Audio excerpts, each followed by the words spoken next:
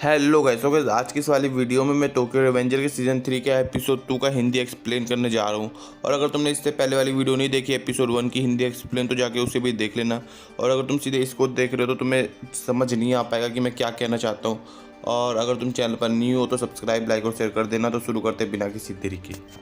तो गाइस पहले हमने देखा कि जो ताकीमिची था वो बहुत ज़्यादा गुस्से में था और किसी भी हालत में फ्यूचर को बदलना चाहता है। तो अब इससे आगे शुरू करते हैं। तो गाइस हम देखते हैं कि जो ताकीमिची है वो पास्ट में आ चुका है और चिफ्यू कहीं जा रहा होता है। फिर वो किसी बंदे को देखता है कि जो टायर पे पंच मार रहा है। उसके बाद चिफ्यू बोलता है तुम यहाँ क्या कर रहे हो। और फिर ताकीमिची बोलता है तुम यहाँ क्या कर रहे हो चिफ्यू।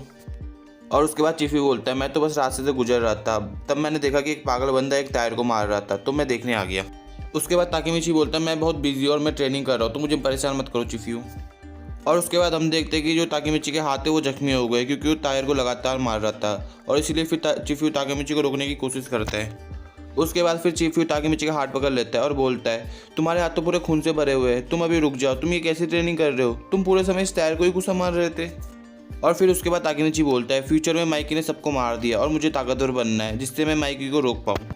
और उसके बाद फिर चिफ्यू बोलता है एक टायर को मारने से तुम ताकतवर नहीं बनोगे, इससे बस तुम्हारे हाथ को चोट पहुंचेगी और कुछ नहीं होगा। होश में आओ ताकीमिची और अपने आप को संभालो।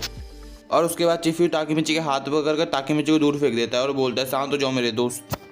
और उसके बाद फिर ताकीमिची बोलता है यार मैं शांत कैसे हो जाऊँ चिफ्यू, मैं जो भी करता हूँ मैं किसी को नहीं बचा पाता। इस बार हिनाटा नहीं, फ्यूचर में तुम सब माइकी के हाथों मर चुके हो। यार चिफ्यू मैं किसी काम का नहीं हूँ और मेरे माइकी तो मेरे इन दो बाहों के सामने ही मर गया। और फिर चिफ्यू बोलता है ये तो बहुत ही ज़्यादा बुरा हुआ।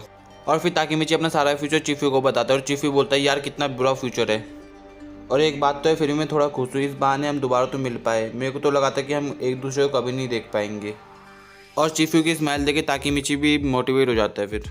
और उसके बाद चिफ्यू बोलता है तुम अकेले नहीं हो इस जंग में, हम लोग एक साथ मिलकर माइकी को हराएंगे। और उसके बाद ताकीमिची बोलता है तुम्हें क्या लगता है हम दोनों माइकी को हरा पाएंगे। और उसके बाद चिफ्यू बोलता है मुझे नहीं लगता कि हम दोनों माइकी को हरा पाएंगे, बट तोबान के सारे लोग मिलकर माइकी को ज़रूर हराएंगे। वैसे भी हमारा मोटिव उसको हराना नहीं है, उसको बुरा बनने से रोकना है। और फिर ताकीमिची बोलता है हाँ। और उसके बाद चिफ्यू बोलता है किसी के लिए भी अकेले माइकी को हराना इम्पॉसिबल है, वो बहुत ज़्यादा ताकतवर है, इसलिए हम दोनों उसे अकेले तो नहीं हरा सकते, पूरी तोबान उसे ज़रूर हरा सकती है। और उसके बाद ताकीमिची बोलता है माइकी बहुत ही ज़्यादा स्ट्रांग है और वो किसी को भी जान से मार सकता है। फिर भी जो भी हो माइकी हमारा दोस्त है, वो हमारा दुश्मन नहीं है। और माइकी ने मरते समय बोला था उसने अपनी पूरी लाइफ में बस सफ़र ही किया है। और चिफ्यू बोलता है अच्छा। और ताकीमिची बोलता है इस बार हम कोई गलती नहीं कर सकते, इस बार मैं माइकी के साथ रहूँगा। और मैंने सोचा है कि जब तक मैं तोबान का टॉप नहीं बन जाऊँगा तब तक मैं फ्यूचर में नहीं जाऊँगा। और उसके बाद ताकीमिची बहुत ही ज़्यादा सीरियस लुक में होता है और फिर बोलता है ये मेरा बदला आखिरी बदला होगा। और फिर चिफ्यू बोलता है चलो फिर।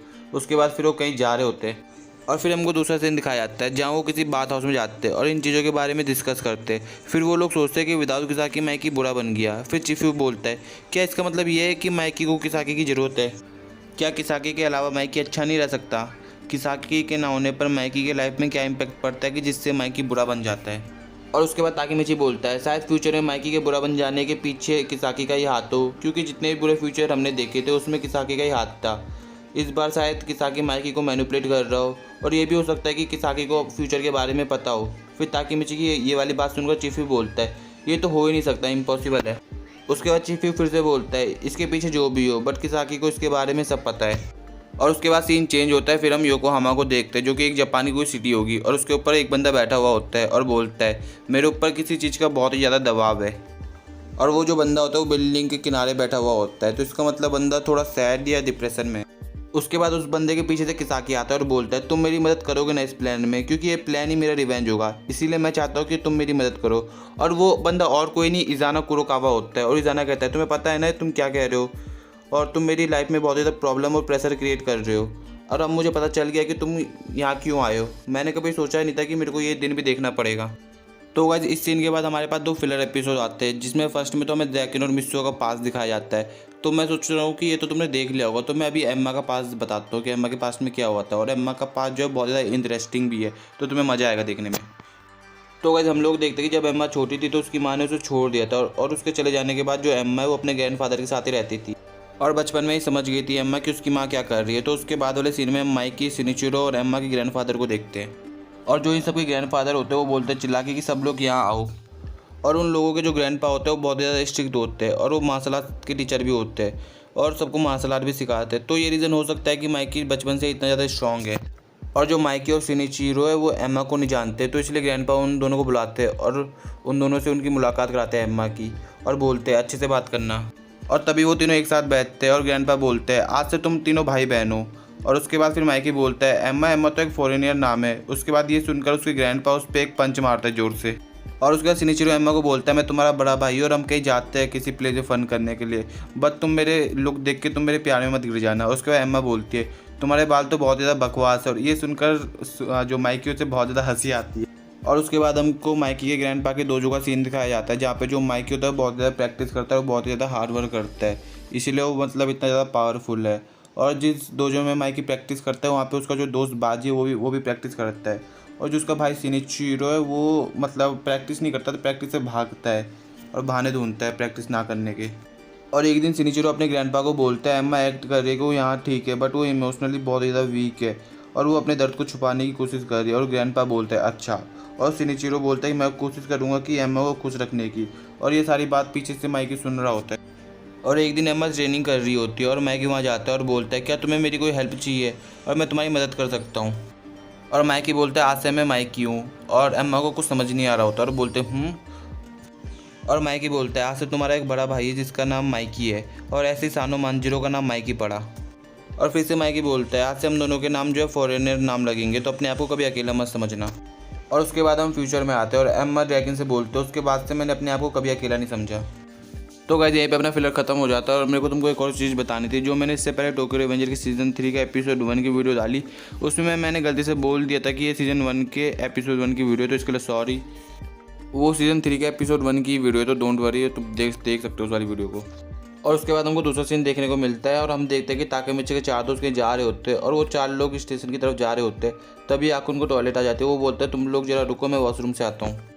और तभी हम लोग देखते हैं कि कोई बंदा यामागिसी से भिड़ जाता है और फिर यामागिसी बोलता है हे तुमने मुझे धक्का मारा, क्या तुम मुझसे माफ़ी नहीं मांगोगे। और माकाटो बोलता है हे जरा रुको यहाँ पर।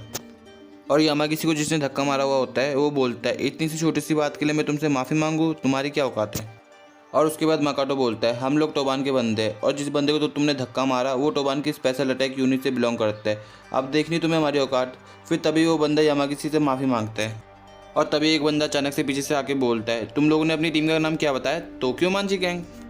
तो दूसरी तरफ हम लोग देखते हैं कि ताकेमिची रिसर्च कर रहा होता है कि वो टॉप डेलिंग क्विंट में कैसे जाए। और ताकेमिची चिफियो को बोलता है एक जगह है कानागावा में, उसका नाम है योकोहामा, अगर हम वहाँ के डेलिंग क्विंट को हरा दे तो हम वहाँ के टॉप डेलिंग क्विंट में से एक हो जाएंगे, तो हमें वहाँ के डेलिंग क्विंट को हराना होगा। तो गाइस योकोहामा वही जगह है जहाँ पे हमको सबसे पहले इजाना देखने को मिला था। और यही सोचकर ताकेमिची और चिफियो स्टेशन की तरफ जा रहे होते हैं और तभी वो लोग स्टेशन में जाते वक्त माकाटो और यामागिसी को देखते जो कि बहुत बुरी तरह से पिटे हुए होते हैं। और चिफियो बोलता है यामागिसी माकाटो तुम दोनों को इतनी बुरी तरीके से किसने मारा। और ताकेमिची बोलता है हाँ तुम लोगों के साथ ये क्या हुआ। फिर चिफियो बोलता है तुम लोगों की इतनी बुरी हालत किसने की। और तभी यामागिसी और माकोटो बोलते हैं जब वो लोग स्टेशन की तरफ आ रहे थे तो उन पर किसी डेलिंग क्वीन के ग्रुप ने अटैक किया था और ग्रुप में बहुत सारे लोग थे, बहुत सारे। और तभी हम लोग देखते हैं शिबुया के स्टेशन में एक ट्रेन आती है और उस ट्रेन से बहुत सारे गैंग के मेंबर उतरते हैं और वो बोलते हैं ये है शिबुया, बहुत गंदी जगह है। और उस ट्रेन में एक के बाद एक मेंबर मतलब होते हैं, वो उतरते रहते हैं और मेंबर जो होते हैं ख़त्म ही नहीं होते, इतने सारे मेंबर होते हैं उस ट्रेन के अंदर। और जो आकुन है वो बहुत ही ज़्यादा जख्मी है। और तभी हम लोग देखते हैं जो डेलिंग क्वीन के लोग होते हैं वो बोल रहे होते हैं अगर हमें यहाँ पे दूसरी डेलिंग क्वीन का बंदा मिलेगा तो हम उसको पेल देंगे। और तभी यामागिसी चिफियो को बोलता है वो लोग रेड कोट पहने हुए थे और उनके पास वेपन भी थे। और तभी उस ग्रुप का बंदा एक ताकेमिची के पास आता है और बोलता है क्या तुम डेलिंग क्वीन के बंदे हो। और यही बोलते वो डेलिंग क्वीन के बंदे ताकेमिची पे अटैक कर देते। और तभी वहाँ पे चिफियो आता है और ताकेमिची को बचाता है और ताकेमिची बोलता है चिफियो। और तभी चिफियो ताकेमिची को बोलता है तुम यहाँ से भाग जाओ और आकुन को भी अपने साथ ले जाओ। और तभी ताकेमिची बेहोश हुए आकुन को अपने कंधे में उठा लेता है और भागने लग जाता है। और उस जो डेलिंग क्वीन के बंदे होते हैं वो ताकेमिची और आकुन का पीछा कर रहे होते हैं क्योंकि उस ग्रुप में बहुत ज़्यादा बंदे हैं। और तभी वहाँ पे मोची नाम का बंदा आता है और वो चिफू को एक जोरदार पंच मारता है जिससे जो चिफू है बहुत दूर जाके गिरता है। और मोची बोलता है तुम उनको देखो मैं इसे संभालता हूँ। और जो चिफू है वो लड़ने की कोशिश कर रहा है बट वो नहीं लड़ पा रहा क्योंकि जो मोची है वो बहुत ज़्यादा पावरफुल है। और उसके बाद मोची चिफू को मार के वहाँ से जा रहा होता है। उसके बाद मोची बोलता है ये कौन से बंदे थे। तो उसका जो एक मेंबर है टीम का वो बोलता है टोक्यो मांजी गैंग के बंदे थे जो कि यहाँ की टॉप गैंग है। तो उसके बाद फिर यहाँ पे अपना जो एपिसोड है वो ख़त्म हो जाता है। तो गाइस यहीं पे अपना एपिसोड 2 खत्म हो जाता है। तो आई होप तुमको वाली वीडियो पसंद आई होगी और अगर पसंद आए तो चैनल को लाइक सब्सक्राइब और शेयर कर दो। और गाइस एक वीडियो बनाने में बहुत ही ज़्यादा लंबा टाइम लगता है और मैं तुम्हारे लिए इतनी जल्दी तुम्हारे लिए एक वीडियो ला रहा हूँ, तो थोड़ा सपोर्ट दिखाओ, शेयर करो। तो अभी के लिए बाय बाय।